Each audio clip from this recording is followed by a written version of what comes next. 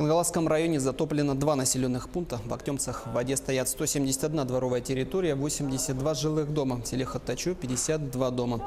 Наиболее пострадало сельское хозяйство Техтюрин. Там затопило сайлык крестьянского хозяйства и убойную площадку.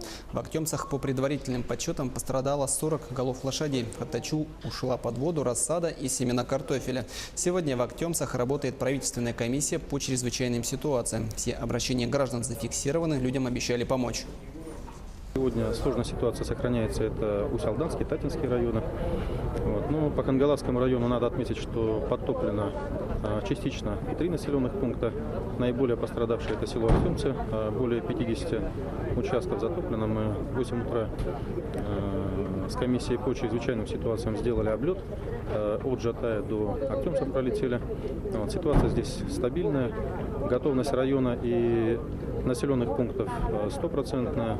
Сейчас на совещании люди отметили и поблагодарили администрацию района и поселка в том, что своевременно организованы пункты временного размещения, своевременно оказана любая помощь для населения, в особенности для стариков и инвалидов и детей.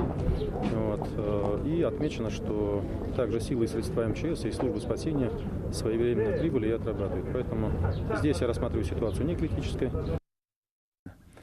В течение суток поднимается, убывает вода. На сегодняшний день уточнены количество подтопленных дворовых территорий. Это 171 территория и 82 жилых дома разного уровня затопления. В ПВРах, пунктах временного размещения сейчас находится 88 человек.